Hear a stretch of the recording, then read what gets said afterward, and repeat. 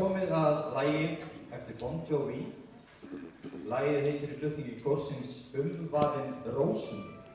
En það Hörður Harðarson, fyrrverandi kórfélagi, sem samdi þennan frábæra texta. Og í þessu lagi ætlar Sara Lind Þorsteinsdóttir að leika undir með kórnum. Ef við ekki að klappa fyrir Söru.